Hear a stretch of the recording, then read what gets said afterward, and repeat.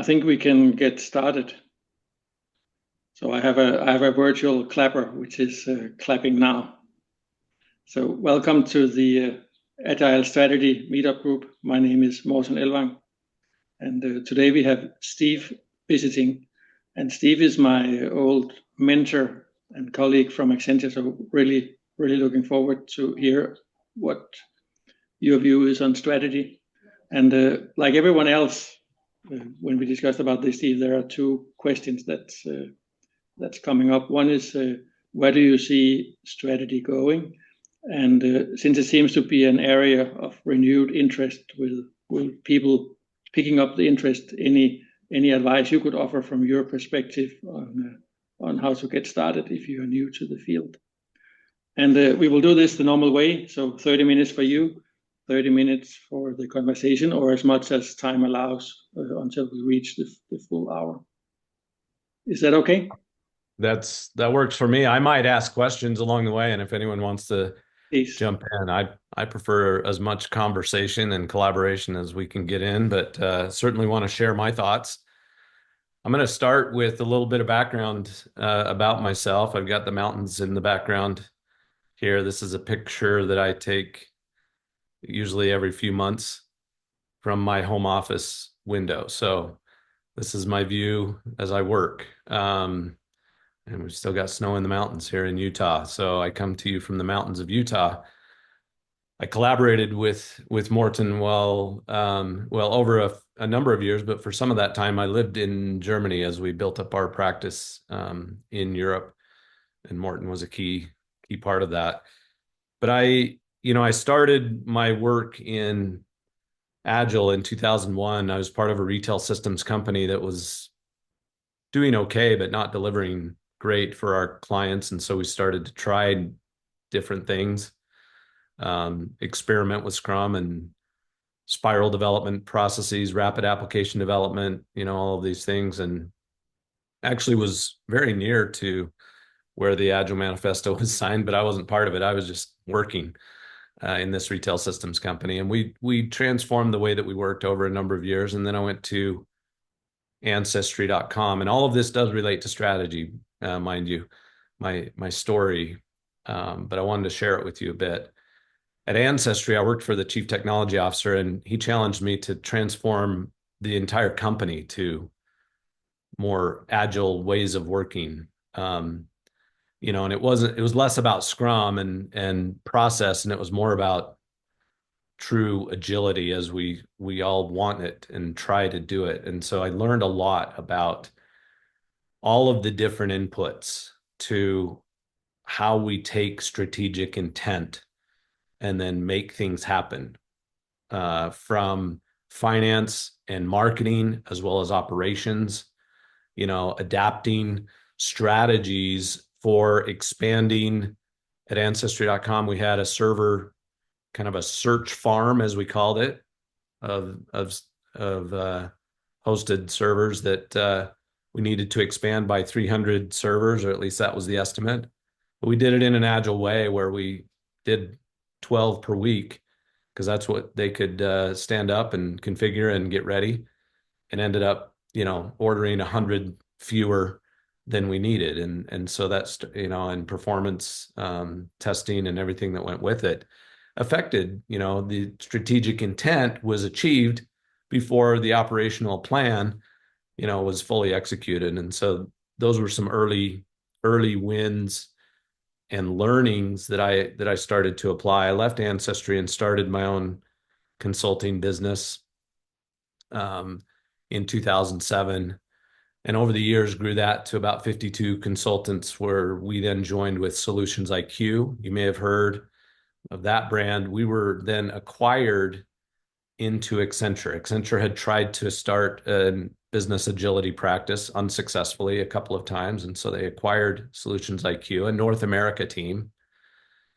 And then a year in said, we really like it, the success we're having, but this should be a global team. And so I raised my hand to be the global expansion lead. And we had wonderful people throughout the world, but more in Europe than anywhere else. And so I moved to Europe, and it's not like I taught people agile ways of working. They obviously already knew and were working in those ways, but we aligned. And that's an important part of any strategy is the alignment and then the actual execution of it. And that's where Morton and I worked together on uh, a few different instances, but one of our primary clients that we worked together on was Amadeus, working for the office of the CEO, doing some work with the strategies and the implementation of those strategies, creating an Obeya room, and walking the C-suite leaders through what is your strategy, what is your strategic intent, and then how do we make that real? How do we put that into play, into practice?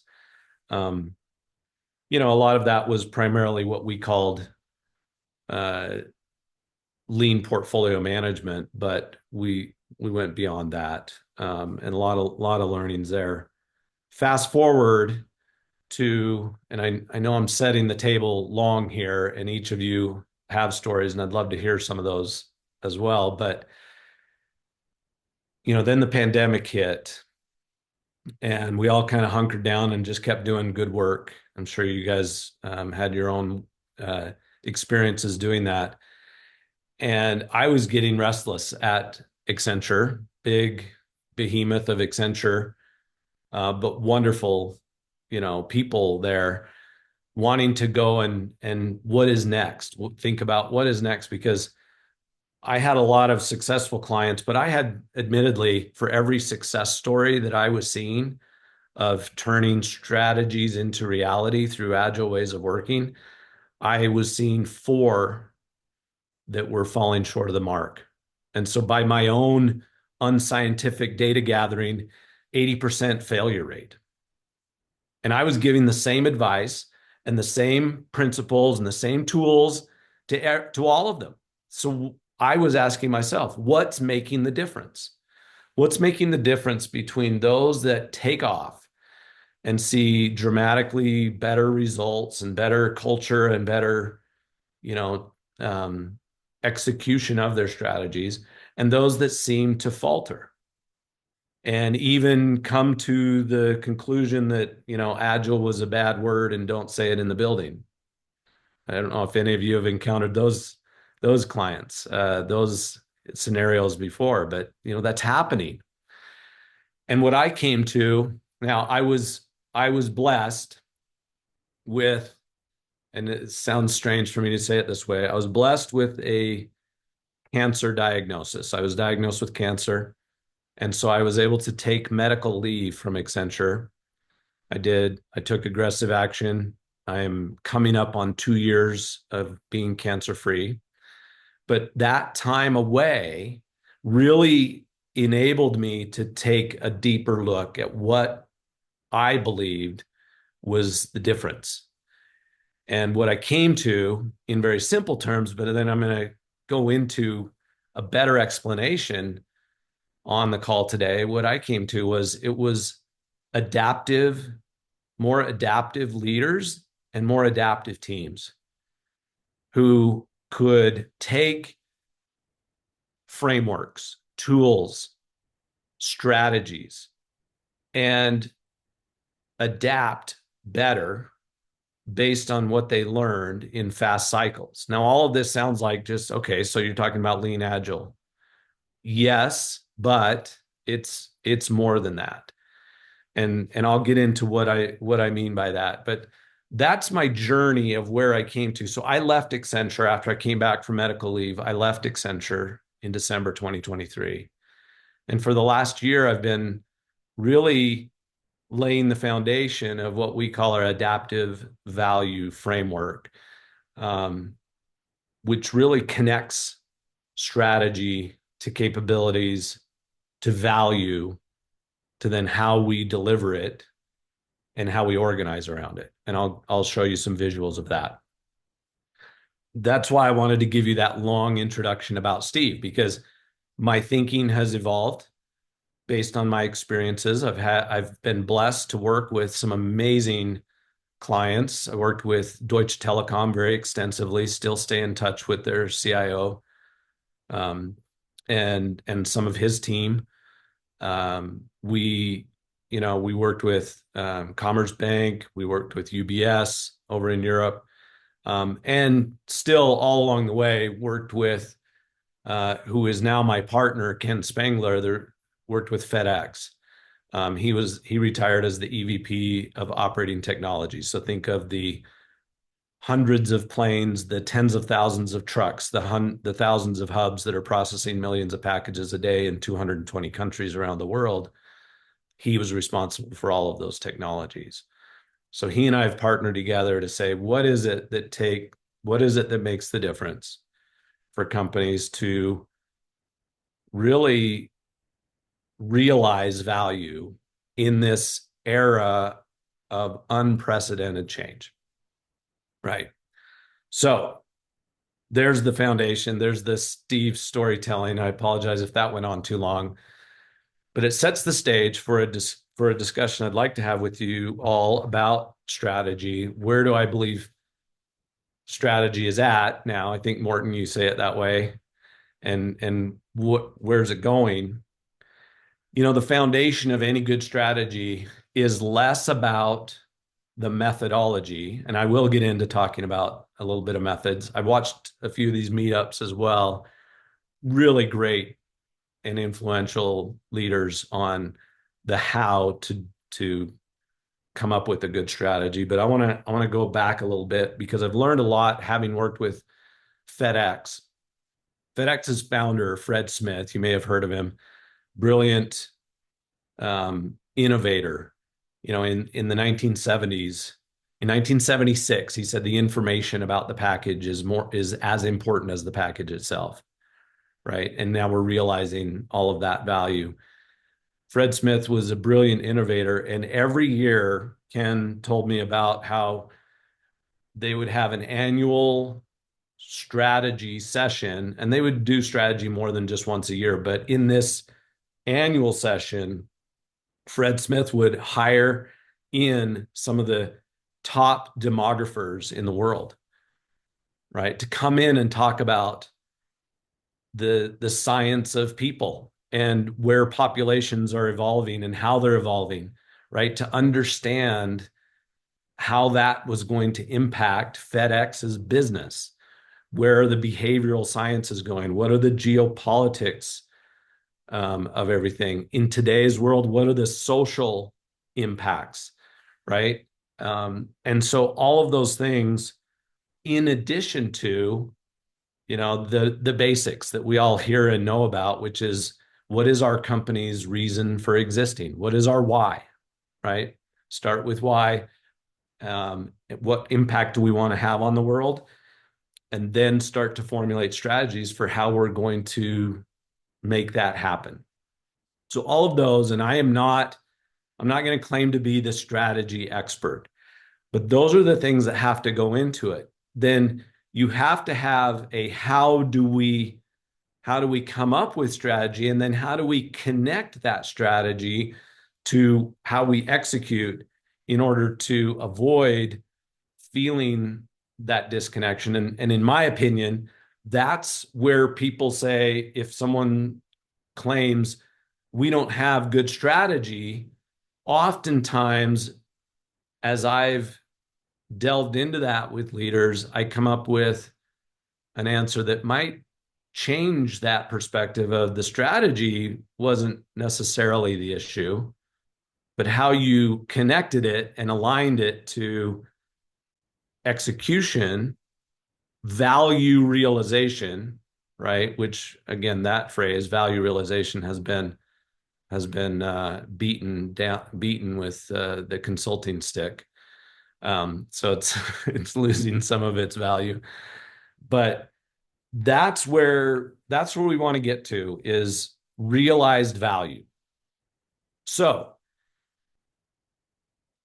I'm not going to talk about the how to come up with your best strategy, because that depends on what your goal, what your purpose in the world is. I'm also not going to talk about here is a method for coming up with your best strategy. What I want to talk about is how connecting it and aligning it with a more adaptive organization and culture is going to solve a lot of the challenges that exist today with with how strategy is linked to execution. I don't want to just say with strategy, because I think, we're at a time there were more CEOs and CIOs that were fired last year than ever before. And I think we're probably going to break that record again this year. What do you all think is the reason for the C-suite being under siege? Anyone want to offer an opinion?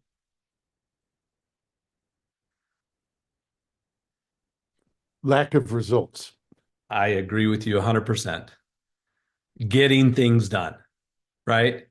So what we need are leaders who have a PhD in GSD, right? Do you all know what GSD is? Getting stuff done, or some people say getting shit done, right? And so we've got to deliver. You have to, there's a phrase that Ken used often inside of FedEx that I think is very relevant. You have to perform before you transform. So you've got to show execution, the ability to execution, to execute before, you should be taking on, well, how should we transform? All right. So let me get into, what I believe are some of the differentiating factors. I'm going to share my screen. I've got to get to the right presentation. Apologies for 1 second of delay here.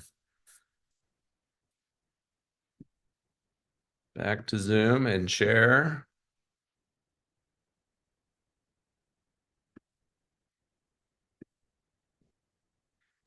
All right, let me go into present mode.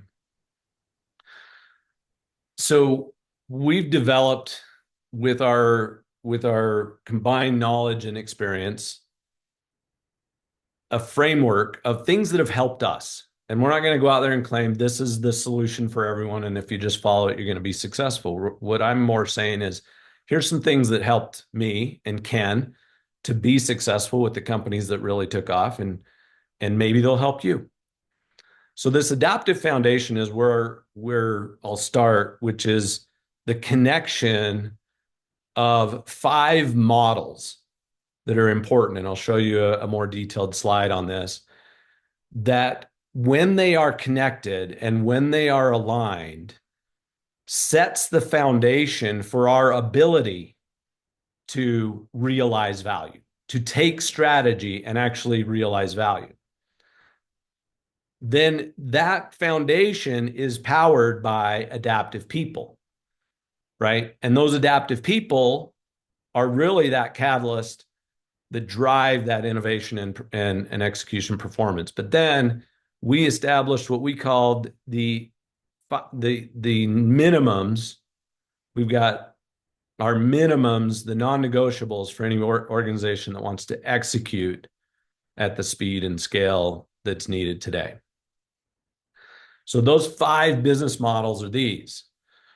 It starts with your strategy model. What is your strategy model? How do you deliver strategy? But is it connected to your capability model? And early on here, I'll tell you that the more conversations we have with senior leaders in organizations about, okay, you've got your strategy.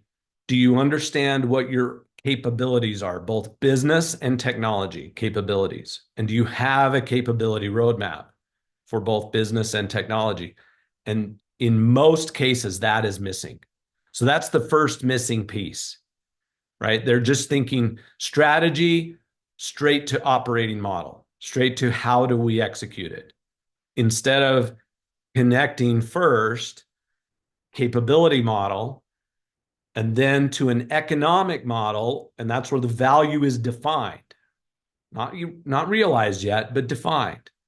At FedEx, what we did was we actually got to the point of having certified financial value by the finance team. And we tried to make it as simple a process as possible, but let's put some real numbers around what the economic impact is around these capabilities that we want to deliver on. And then let's put it to work. And that's where the operating model comes in. So when we talk about, and I've done it for years, agile ways of working, most of that lives in the operating model.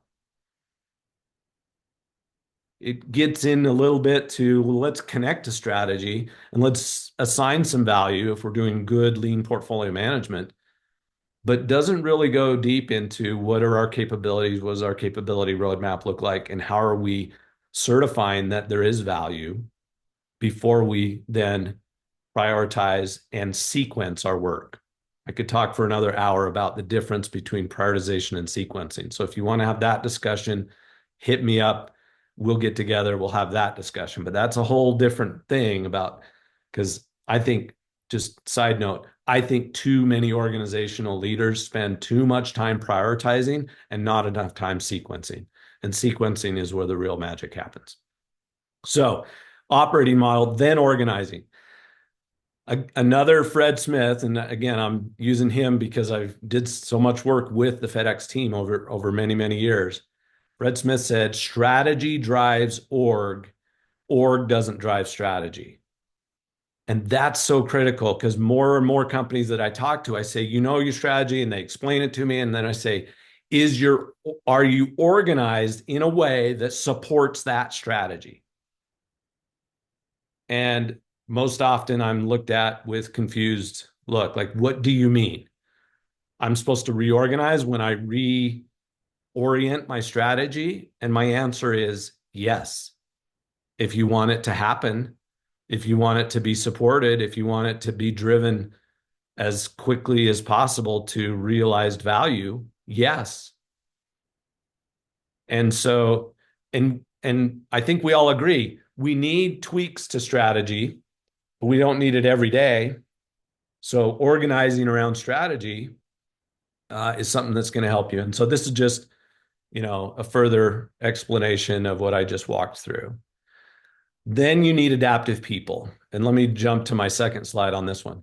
We start from the top saying it's about learning quotient. So adaptive quotient, AQ, is really what's critical here. And we define your adaptive quotient as being made up of 5 other quotients that all are valuable on their own, but we call quotients in motion, affecting each other, supporting each other, is where the real power is.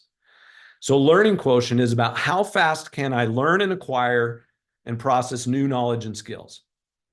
And most of companies' learning and development programs are not rooted in the science of learning. I'll just put it that way. So there's a revolution that needs to happen, right? And we need to be able to learn fast.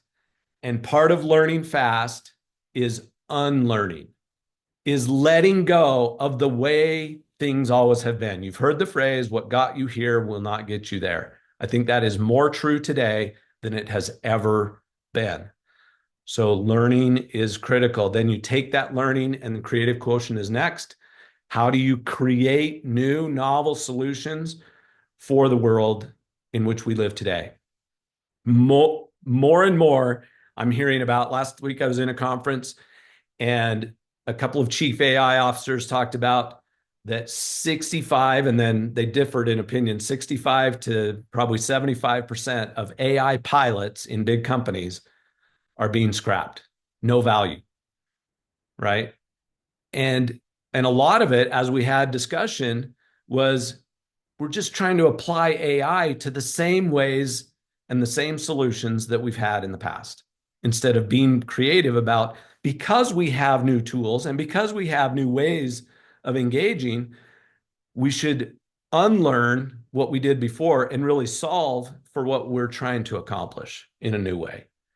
So creative quotient is critical. And then when you have that, then we introduce spiritual quotient. And this is that ability to connect individuals and teams around a common purpose and shared values, but still focused around execution.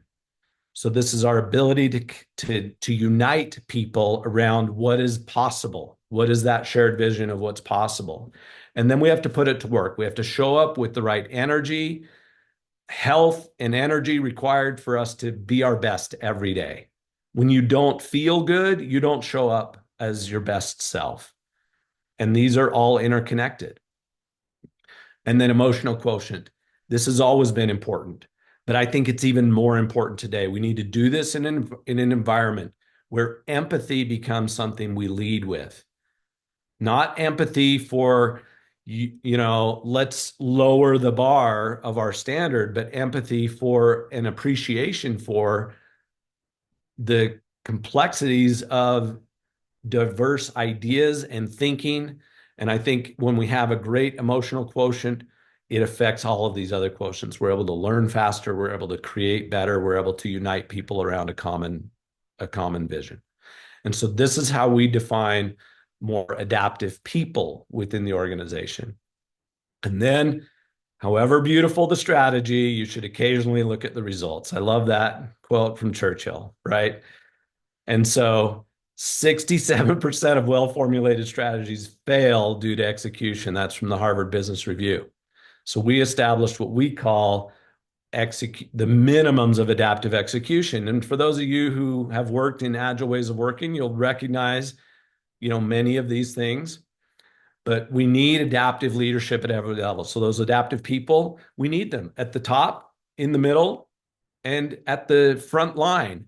We need to be anchored in the purpose and direction in which we're going, and the strategy and execution need to be integrated and adaptive. In other words, when we get fast feedback, are we adapting our strategy? And then are we sharpening the saw as we go? Now, these first three are a darker green because they're kind of setting it up, setting the direction. The next three are putting it to work: consistent cadences, intentional habits, connected goals, progress and decisions, and adaptive change management. This really speaks to change today is not an event. It's an ongoing capability. That's different. We used to plan change management into transformation efforts, right? We had time to transform. There is no time today. I talked to an engineering VP this week. He said, I need my team to learn fast, because if they can't learn fast, within 6 months, what they learned today will be irrelevant. They'll have to learn something again, something new. So change is an always on thing now. Some would argue it always has been, but I think we had time to have change programs and change initiatives. Now we need it to be a skill. How many of you read Who Moved My Cheese? Old book. When I came into the workforce, that was like required reading, right? Now I think the cheese is always moving. The cheese is on the move. So you've got to adapt. You've got to be able to chase the cheese so you can eat. And then so that final minimum of adaptive execution is learning and renewal. We've got to feed that back into our adaptive leadership and then continue the cycle going. So that is really my take on strategy. And I know I talked a lot about putting it to work, but what I've noticed over the years is that the 70 to 85% failure rates of big transformation efforts are really less about, are there tools and frameworks and methods and processes that are going to help companies? It's less about that. And it's more about adaptive people who can understand strategy, put it to work, give feedback, and continue to cycle. And so that's basically my speech. And I'd love to have some discussion, questions, or even challenges. Love to hear from you guys. Thank you, Steve. Just before letting everybody in on you in a friendly way, following up a bit on the questions from the beginning. So the way I heard you is that and thanks a lot for sharing your personal story. It's very happy to still have you here. Yes. And what you learned, it changes my whole perspective on living. I'm living on house money now, so understandable. Well, in sort of the most recent years, I mean, last year or so, have you seen anything change to this topic of strategy? I mean, you shared your journey, your learning journey, and where you came to with the adaptive framework. Is there something that has changed more recently that has made it more relevant or anything of that nature? I mean, for me, and I think for everybody, we talk about you need to have an adaptive strategy, but never was that more, and then how you execute that strategy. Never was that brought to the forefront in a practical way for everybody than with the pandemic, where overnight, you had to rethink what you were doing. Now we've had opportunity since then to refine that. What I'm seeing in the marketplace today, if I pick a topic, and there are not only one topic, but I'll just pick one, and I'll pick the topic of return to office discussion that's going on right now, right? There are too many leaders who are just saying, I got to go back to what I know, instead of looking ahead to what have I learned and what do I really want, and can I creatively solve for what I need, not just go back to what I knew before and say return to office is my solution because I don't trust you, instead of solving for how do we build a productive and trustworthy workforce without making sure that I can see them every day. Because I was with an Amazon team the day after they got their notice of you must return to office. This was a team that had gathered together. We had 25 of them in a single location. We were doing a workshop, one of our Spark workshops in Washington, D.C., and they were a virtual team. They were from all over the country, from Nashville, from Florida, from Alaska, right? And they said, so what this means for us is we're going to now have a commute to drive into the office and find a place to sit and work, and then open our laptops and get on a virtual meeting. Yeah. So how is that solving the challenge that we have? And so that, to me, is a strategy impact, because it's what is it you're trying to achieve, and are you learning and unlearning how we've done it before and coming up with better creative solutions that you can unite people around.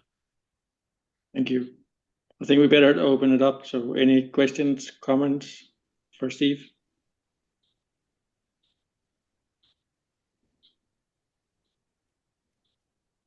In the chat? Okay.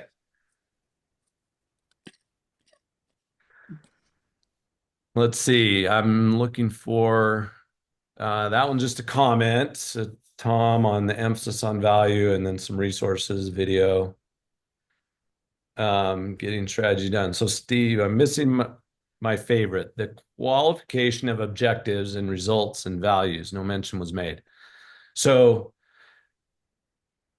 yes. Not qualification. It says quantification. Quantification. Thank you. Thank you, Tom.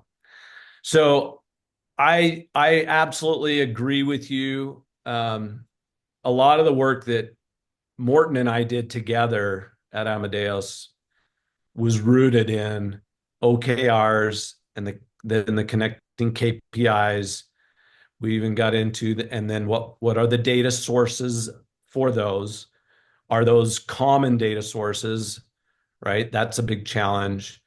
Are we speaking the same language so that we can measure these things? And what was interesting is, as we did that, and then we walked the C-suite through those quantifiable metrics for achieving the strategy, what we wanted to achieve, then the CFO was one of the first ones to start to question, well, your assumptions are based on you're going to go and get 2 major airlines in North America, and I don't think you can do that. And so then they had a great discussion about, what was achievable against those quantifiable metrics. So in terms of how do we establish it and what do we track and what do we measure, I think that is very valuable.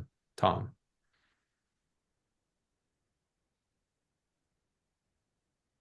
Maru, you had your hand up. Yeah. Are we done with Tom's point? Yes, Steve? Yeah. Because I'm going to change Happy. first. All right. Yeah. So my question is about the discourse and the world model that business leaders have that you talk to about strategy. One of the difficulties I've had as a I worked a lot in lean portfolio management as part of product strategy. So my goal is always, I have a product with a competitive market, etc. It's a clean world model. But one of the difficulties I had is the discourse is very polluted by very mechanistic views of strategy. It's in the imagination of people, a lot of business leaders, it's something you define and then you execute. And that's it. You just moved, you changed floors and now you're in the execution stage. I don't see it that way at all. And so that discourse was very difficult because we didn't understand each other. The semantics of the words we're using were very different. And so I want to know if you've witnessed any shift in understanding, especially as you talk about adaptive strategy. I think the companies that are leading today are those that have built-in mechanisms for incorporating that feedback. Now, I don't believe that fundamental shifts in strategy are what are desired, and that's where you get a lot of pushback, because then you've oriented everyone toward a destination, and if that whole entire destination shifts, then people feel unmotivated, unfulfilled. But I think what you're talking about is the ability to maneuver. If you're on a flight from Salt Lake City to Frankfurt, it's not a straight line. There are maneuvers that you have to make to get to your destination. If you have a driving, path, maybe there are closed roads or traffic or things you try to avoid. The same principles are true in strategy. Now, I would like to understand more of what you mean by discourse. Is it the lack of adaptation throughout the cycles of strategy, defining strategy and then executing strategy? Or is it Yeah, how we come up with our best strategy that you're seeing discourse? yeah, no, sorry, I should have defined some of these terms. Discourse for me is the vocabulary and the language we use around strategy. That has a huge impact on how we do work. So people talk about things, they use the same words, but they mean very different things. And that leads to a big mismatch in, goal checking, verification, tracking, etc. People get evaluated on things that they never thought landed in that way. That's what I mean. Vocabulary, semantics, and, So, just how understanding the terms. connected are the people who establish strategy to the people who execute the strategy? Yes, I mean, in reality, how is the world in which people evolve? Who defines strategy, which is already a big problem because nobody should define strategy, should be defined by the entire organization. But let's take that assumption. How how much overlap is there between the world in which the strategy is being defined and the world in which it's supposed to be executed? And that is one big reason for the big mismatch. It's only one of the few reasons, but it is one of the reasons. Yeah, and it's the people and it's the systems, because my view of the world, and again, I have been out of Accenture, big 800-pound gorilla of consulting world, Accenture, for a little over a year now. But when I was at Accenture, the number one tool for capturing strategy and communicating it to the broader organization that was going to execute it was PowerPoint. And that was a problem,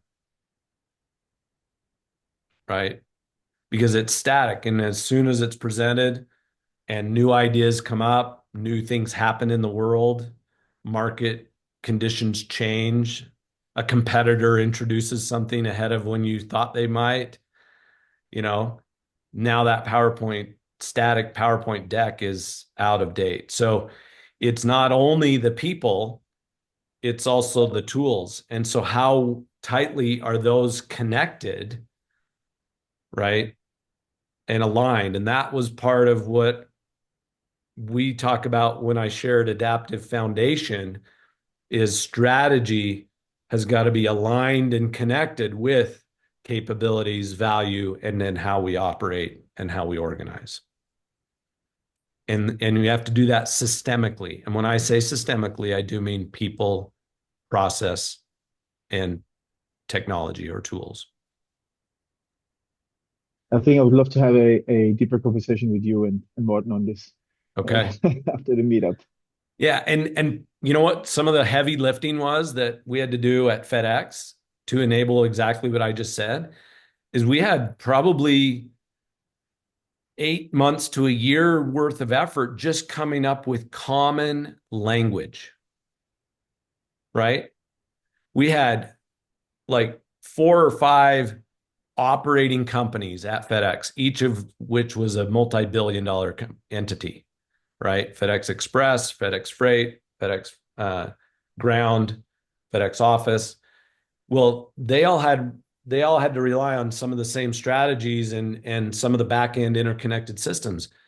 They were all using SAFe, the Scaled Agile framework, and so there was this underlying assumption that they were all using the same language in terms of, you know, how they were decomposing strategy down into executable work.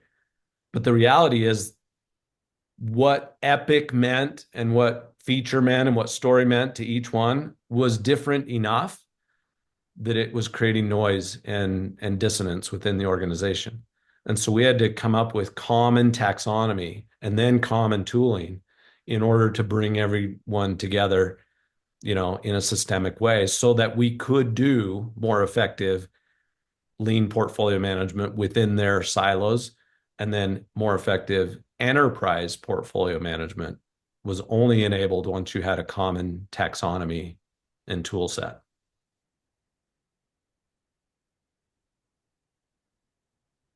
And I can share a link with, or Morten, you can share a link with the group that Ken and I spoke, you know, in a keynote, a customer keynote on stage about that FedEx story and that journey. So I won't go into that in detail now. You can.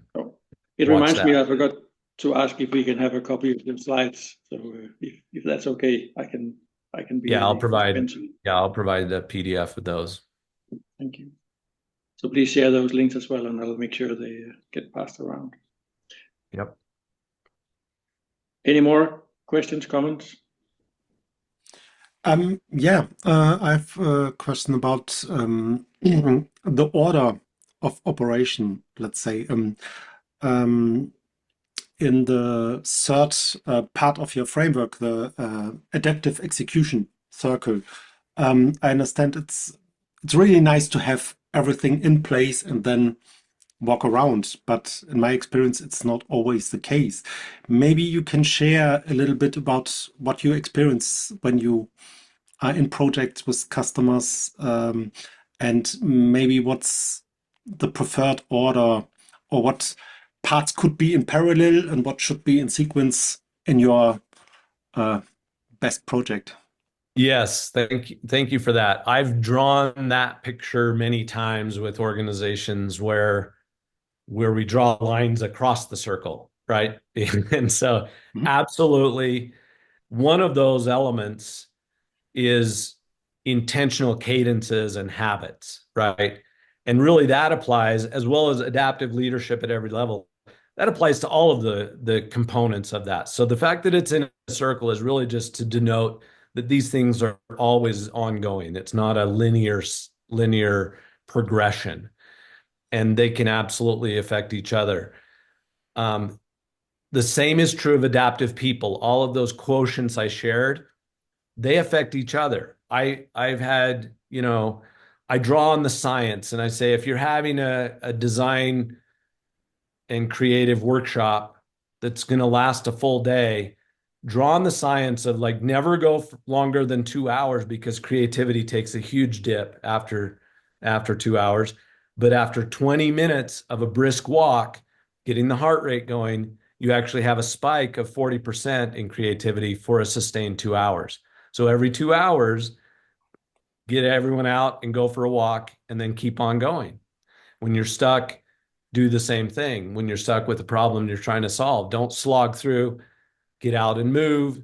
Your physical quotient impacts your creative quotient. Your learning quotient is impacted by your spiritual quotient, and so on. So those go in any order. The one that we're pretty a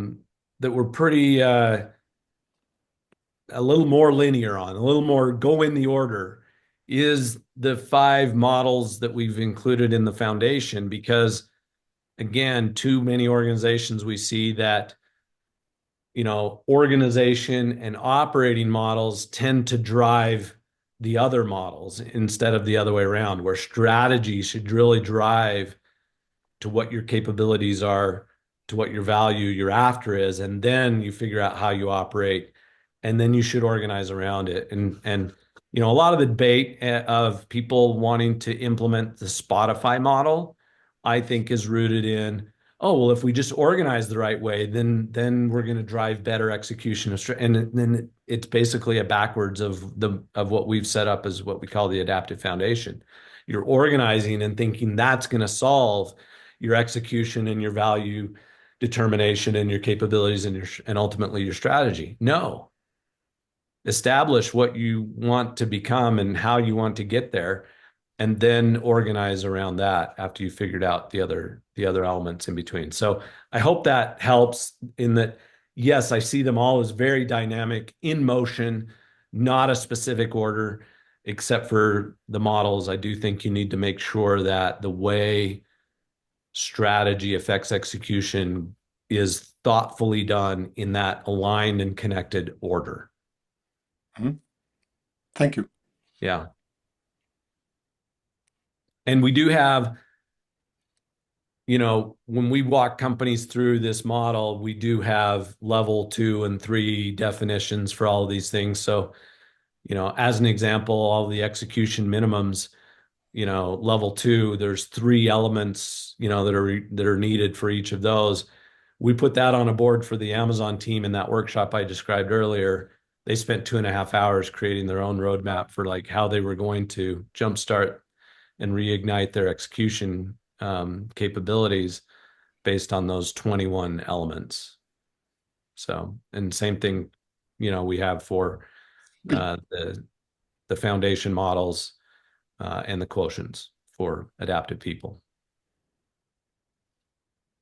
How fast are normally the cadences when you walk around the whole execution circle normally?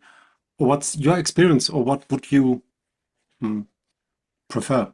Yeah, my experience is, the more, whatever your cadence is today, you have to start somewhere. And more often, companies who aren't very good at it want longer cadences, give themselves more time. And what I have found over the years is that if you struggle, then shorten the cadence, right? Go in a shorter time period, not give yourself longer time period, because then you're repeating the habits more often and you're getting better at them. Right. And the same thing is true in DevOps, discussions that I've been a part of. If your deployment is difficult, do it more often. If your testing sucks, then test more often and automate the heck out of it. Right. And I think the same is true in human behavioral patterns as we create, those execution cycles. The more we struggle with it, the more we should do it more often. And then when we get good at it, then I like to give teams more of the freedom to say, okay, now what's the preferred cadence? With some teams, they go to weekly cadences of execution and they love it so much they never go back. But some teams, you do it, they develop good discipline, and then they say, all right, we're going to settle back into 2 weeks. But not because we need more time, but just because we think that's our sweet spot.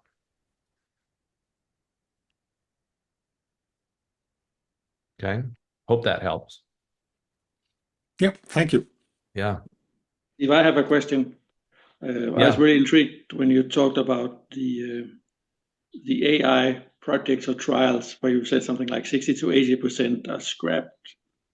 And then I heard you mention that that organizations are just applying AI to what they normally do, and there would be some unlearning. So I wanted to ask, what do you see the extent of that unlearning? Is it in a way that you remove things, or is it even that you need to build a complete other foundation for the AI investments to work? Is it I'm glad you mentioned remove. I'm glad you mentioned remove, because too often when we think about innovating on the way we're doing things today, the solutions we have, we're adding on instead of removing. And I think a first step should always be, what could we take out? Right? And that's when I talk about unlearning. What could we take out of this process, or what is required to get us the result that we're after? I think that's simplification rather than adding complexity is always, going to be the case. I'll share a statistic with you that we use often with client discussions, which is McKinsey surveyed, I think, 2,000 CEOs globally, and then published the results, and they found that over 90% of CEOs believe that innovation is critical to their performance in the future, right? And yet 6% of those CEOs were confident in their company's innovation performance. That is a huge gap. And I think a lot of the why are they not confident is maybe it's past performance, but there's so much change and so much opportunity coming to us available. How fast are we able to learn and then apply that in better ways, not just the same ways that we've always worked? Thank you. Time for one more question or comment.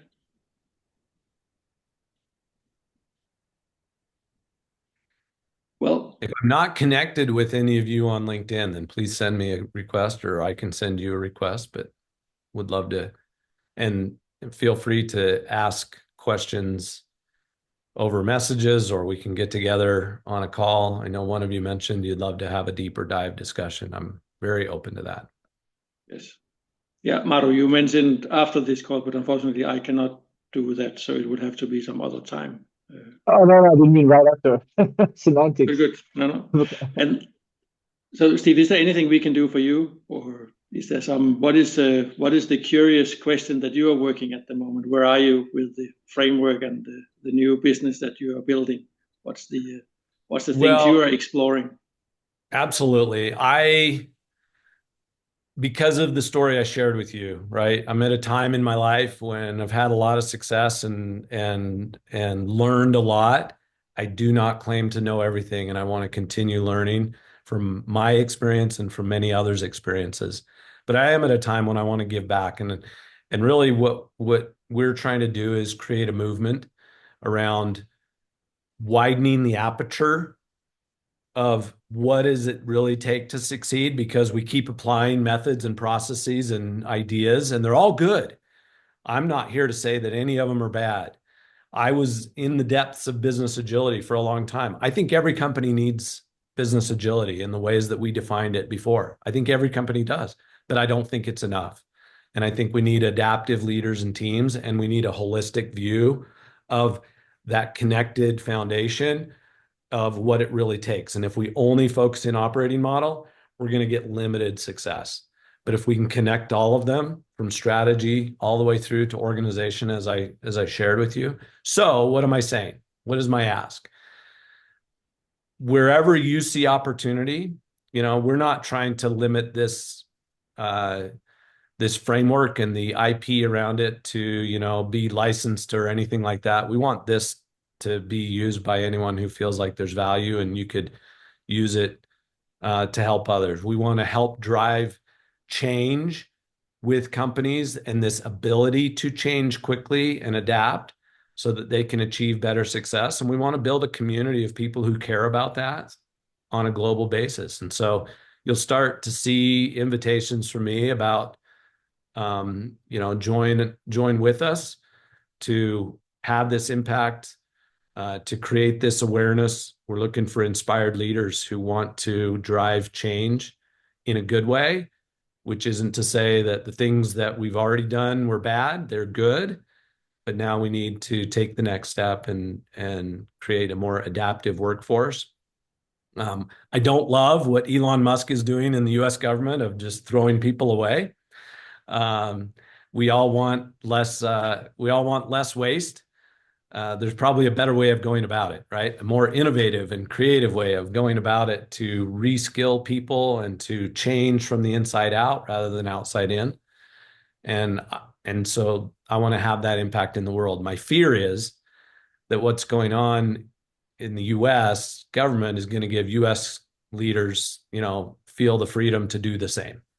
And so we've got a lot of work ahead of us. I know and love that attitudes are different about people in Europe, but there are still some of those influences of, how do we develop our people better? And so I'm excited to work with European leaders and change agents and influencers to expand that community globally. And I welcome Annie and all of you to be a part of that. Thank you very much. Okay. It seems like we have a quite unique opportunity to actually end with style before the end of the hour. So Steve, thank you so much for joining us. Really appreciate that you took your time, which is probably early morning for you, to join us at the end of the day. Not early. I get up early. This is we started at 9 a.m. for me, so. Okay. Very and well. we do the time switch this Sunday, so we'll be a little closer. And then I think Europe goes later in the month, or maybe the next week. Or when do you guys go to daylight saving time? End of March, I believe. End of March. Yeah, okay. end of March. Yes. So we've got a little bit of time where we're even a little closer together. But I can't speak highly enough about my time in Europe and all of what I learned and appreciate. So I know that a lot of this community is from there, and I want to continue to learn from you and with you. Steve, thank you very much. Thanks. Right. Thanks for joining us. Bye-bye, everyone. Talk soon. Thank you. Bye-bye. Bye, guys. Bye.